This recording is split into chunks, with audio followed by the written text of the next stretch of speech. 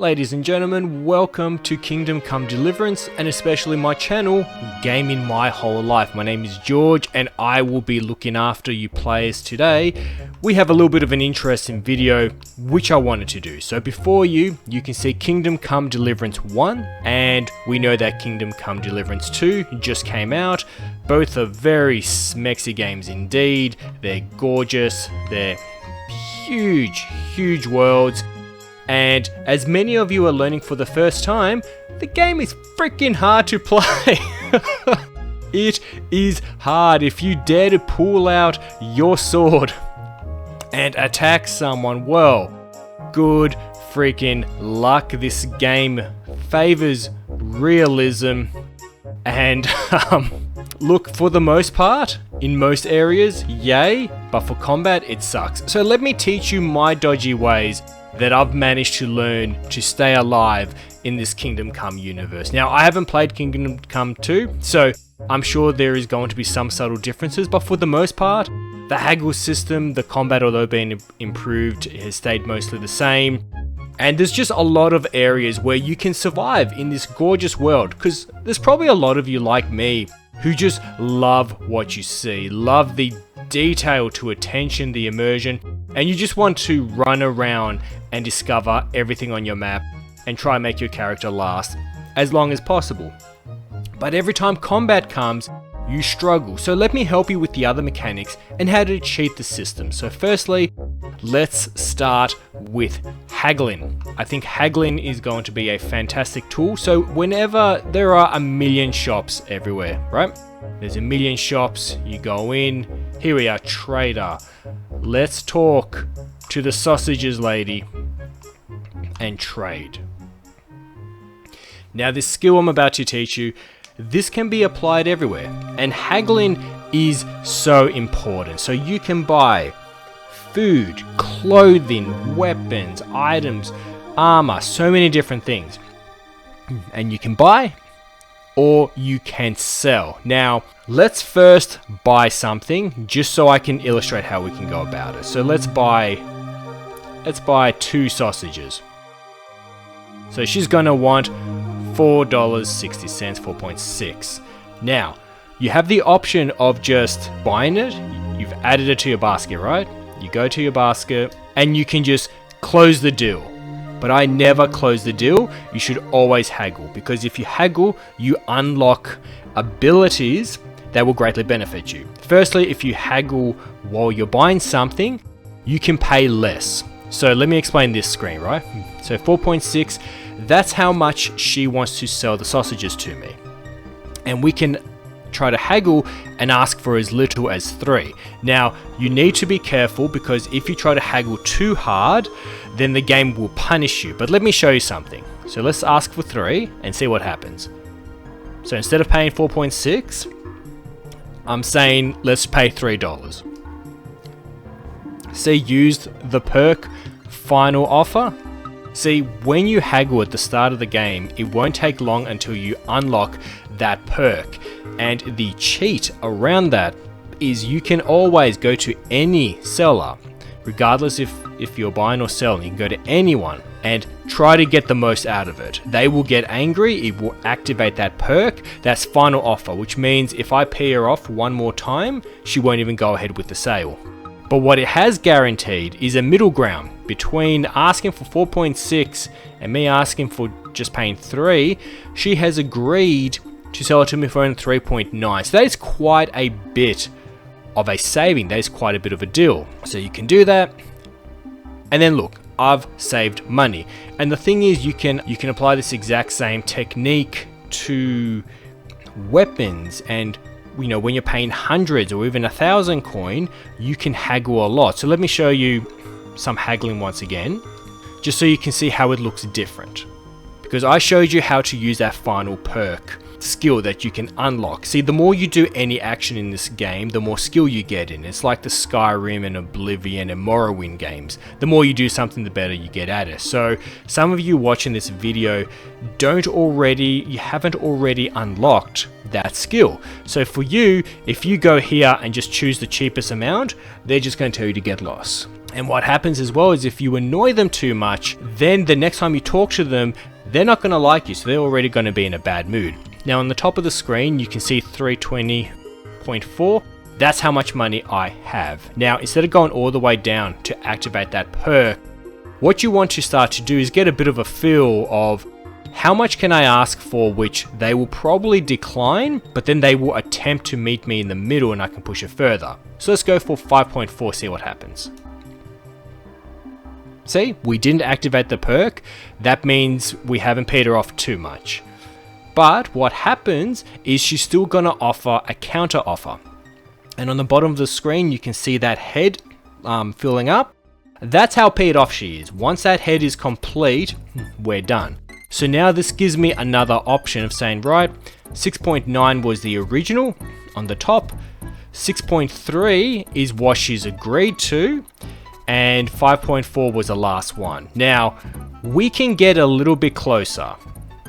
We should try to get a little bit closer, so then she can try match me yet again and move that needle a bit more down. So let's try 5.8, which is still a lot cheaper than the 6.9 originally. Let's see if we can move that bar a bit. Should almost shake on that, almost. And now congratulations, ladies and gentlemen, we have brought it down to 6.1. So we've saved money yet again. Now let me teach you selling, because selling is quite important and you can abuse the selling system. Such pretty graphics. Even the first one looks phenomenal. The Cry engine really can put together some delightful visuals. Let's speak to this blacksmith, to this armorer. Yep, blacksmith. God be with me, thank you, God be with you. Let's trade. Okay, cool. So now that we're looking at all my other stuff, there is heaps of different things that I can sell. Now, pro tip, see that red X beside my hunting boots? That means that item was stolen, and at the very least, the game knows it's stolen. So if you try to sell stolen goods to someone who you don't have a great reputation with, who you're not already best of buds with, they're going to get angry with you and they're going to refuse to buy it because they don't want to get in trouble themselves. So always when selling, don't pick anything with an X. Everything else is for sale, but if there's a little bit of an X, that means it's been stolen, as you do with a lot of things. So let me find some things here that I can sell. So there we go. You can see here on the top of the screen, my wealth is 315. The trader's wealth is 455. That's important. You obviously can't get them to pay you more money than they have. Sometimes they run out of money, so then you need to go to sleep, come back the next day and start again. And currently we will get 13 gold.2. But it's all about the haggle, so let's haggle. He's offering 13. Let's see if we put it just slightly above. Just slightly above. See? That time it was successful. That's actually a perfect example of what I want to show here, right? So when you first start the game, you'll find a lot of apples. You'll find a lot of cheap items that seemingly seem pointless. And I'll tell you now, they're not pointless. Grab those apples. Grab the pieces of garbage that no one wants. Find a seller who's willing to buy it, even if the value is extremely low, and sell them individually and do a successful transaction. Because as long as you technically did a haggle, doesn't it really even matter if you profited much at all or barely anything. As long as you had a successful transaction, that means your skill system, your experience, this screen here, right? See how my speech? So this is your abilities. As you do things that involve strength, agility, vitality, speech, and so forth, you level up and then you can unlock different abilities. The final offer ability, where I ask them for the absolute, I'll read it to you. When a trader loses patience with you during haggling, you get one more chance to make another offer. So you just need to unlock that, minimum level 4. So when you reach level 4 in speech, you unlock final offer. That way, if you just want to do things nice and quick, every time you sell, every time you buy, ask for the most that you can get from them. They will crack it at you, and after they crack it at you, they'll give you a counter offer. And that counter offer, even though the conversation can't go ahead anymore, that counter offer will be much better than what you had before, and then eventually you'll unlock that. So the next thing I want to teach you, I have no shame with this next one, but the next trick I want to teach you is getting your archery skills up. See, Kingdom Come Deliverance, its commitment to realism is very annoying, but if I push the right button, he will pull out a sword. If I now say a bandit is attacking me, and I'm like, oh no, I better get my arrow out. For me to get my arrow out, first he's going to put his sword away slowly. Then he's slowly going to take out the arrow, the bow. Then he's going to slowly take out the arrow for the bow. So let me show you.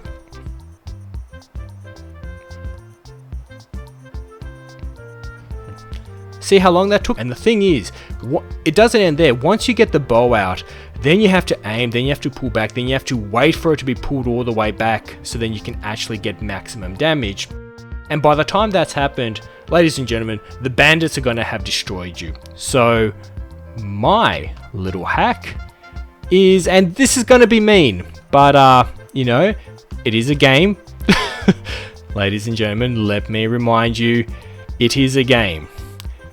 What you want to do is find some animals. Find some animals. Aha! We have found some treasure. So, how I get around the fact that the bow is so freaking slow, but I need my experience, is I hunt down pigs or especially cows. And just make sure that no one is seeing you do it. Farmers sort of frown when you shoot their livestock. Oh, there's a cow here as well. Great. Pull the bow all the way back so you get the maximum amount of experience and shoot. Oh, see, my strength went up as well whenever you do something. Also, you can then go loot and you can pick up the arrow that you just used. I'm going to change my arrows. This is another pro tip, because I accidentally used one of my big ones and I killed it too fast. I want to be able to get lots of shots in. So we'll go the better hunting arrow so I can get more experience. Alright, no one saw me. Cool. A lot of the times I do this in the dead of night. See, this is much easier than trying to get people. I shoot, and what will happen is the cow will run, but as long as you don't chase it, eventually it will just stop running and even come back to you with time. So I'm getting fantastic experience. The pig is literally blocking the cow, but I'm getting fantastic shooting experience, which would be really hard when doing with people who are trying to kill you. But here, I can keep doing this, and I can keep getting my arrows back, and I can keep getting my experience. But keep... Oh, that guy's there, better be careful. But keep in mind, if anyone catches you doing it, you need to run away. They're going to be very upset with you. But there you go. That is a way that you can get your bow and arrow experience up without having to worry about the bandits that go in your face. Oh, look at all these cows. I was looking for them ages ago. So just this field here, I normally come back at night time when there's less witnesses. I can keep getting my stats to go up because it counts as combat even though no one is shooting back, even though I'm in no danger myself. And I did experiment. If you don't hold the arrow down much and let it shoot and do weak damage, you don't get as much experience. But if you pull the bow all the way back, you do get more experience. So I'll just finish this guy off. I swear, I really love the draw distance in this game. There's just so many moments of just peace and seeing trees in the distance and open fields. It just renders beautifully. The Cry engine, it's a lot less popular than the Unreal engine. But the Cry engine, man, it's a gorgeous engine. And I'd argue has visually been able to produce graphics better than Unreal for quite a while now. Not that I dislike Unreal. I would also recommend running absolutely everywhere. You can see my stamina holds out for quite a long time, and that is no accident. That's because I run absolutely everywhere. It's free to do, and it lets you level up your stamina at a quicker pace, and of course that's very beneficial. Here we are. This is the example I wanted. Now in this game, you also suffer from hunger. Every once in a while you're hungry, and then it's like, right, do I have any food on me? I actually don't even have food on me because of this hack. I don't hold food, I don't waste time with it, because in every single town, village, when you find camps, you're always gonna find random pots of food. You never need to waste money carrying food, worrying that the food has expired and gone off. Just whenever you get hungry, then V-line for a town, go to one of these, and you can eat straight from the pot. It's not even considered stealing. It's not even considered stealing. Now I'm not going to eat now because the game also, because there's so many sub-mechanics, I can understand why it's intimidating, especially if you've just started. If you eat too much, then you become bloated and you have trouble digesting, that it impacts how good you are in your movement and your combat. So what you do is you just let your character get full. Sorry, you let your character get hungry. Don't worry about trying to preempt it. Just wait until you get hungry, and when you do, there's always one of these out. Bandits have them at their camps. Every single village, every single place has it. So you're fine with that. But a trick I've come across trying to fight bandits that kept kicking my butt. They kept kicking my butt. It was very mean. I kept trying to beat them. I kept losing. But because this game prides itself in realism, what you do is you go near the camp. Let's say the bandit camp was here. Alright. Then we would wait until nightfall. You can make time pass either by just standing or sitting there or going to sleep. I would wait until it's about midnight, 1 AM, about there. I would sneak up on the bandits while they slept. Obviously that meant that even if you don't have much skills, whacking someone who's in bed in their nightgowns is a huge advantage. And nightgowns is the main thing. When they sleep, most of the times they actually take off all their armor and all that, so they are weaker if you interrupt them in their sleep. So whenever I need to confront bandits and they're a bit too strong for me, then I wait until they're all asleep, and then I go there with my sword and I start whacking at them, and it greatly gives me an advantage. My sword is doing a lot more damage because they haven't had time to equip their armor. So that's another pro tip right there.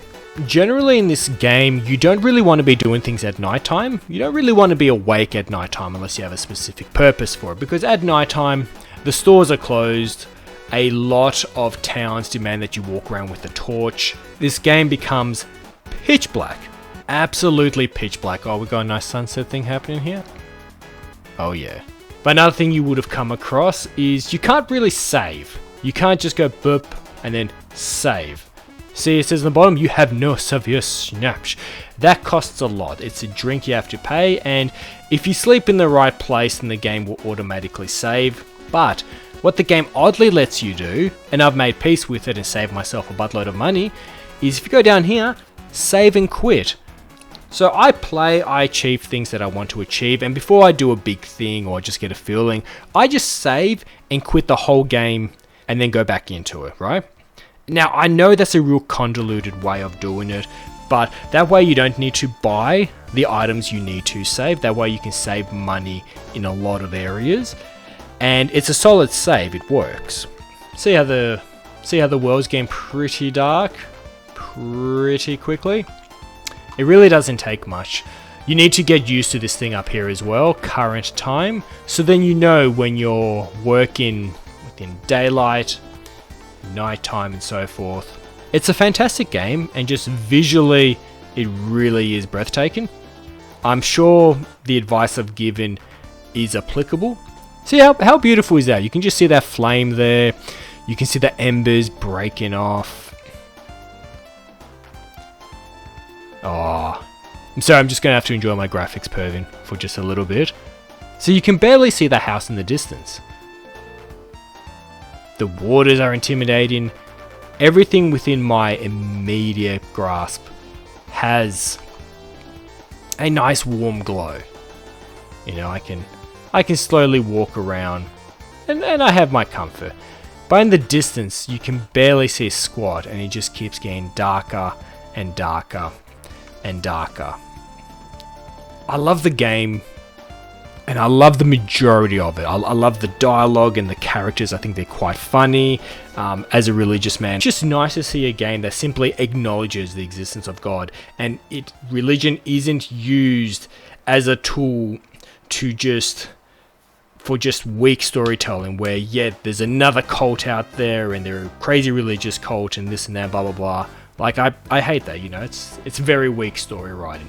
Whereas here in this world, it's just part of it. It's just part of it, you know. You go to the cellar, you know, and it will say God praise you, you know. Anyways, I guess that's it. Just a few handy tips. Thought it might help some people. And you know what? I'm obviously not an expert. I'm obviously nowhere near an expert. I know the bare minimum just to get by with minimum combat. But if you have any advice, you know, little cheats, little hints, tell us, you know, what little workarounds have you come across yourself while trying to make it in this world? What little things have you come across that you think would be beneficial to anyone struggling with the combat, struggling to do things the orthodox way, and would like some little life hacks in this game? How can we make this a bit easier? How can we make it that even if you're not the greatest at the combat part, or if you're simply like me, at a principle you just really hate it, how can you manage to still enjoy this game anyway? How can you still play it? Anyways, with that being said, God bless you all, take care, and I'll see you for the next video. Alright, bye bye.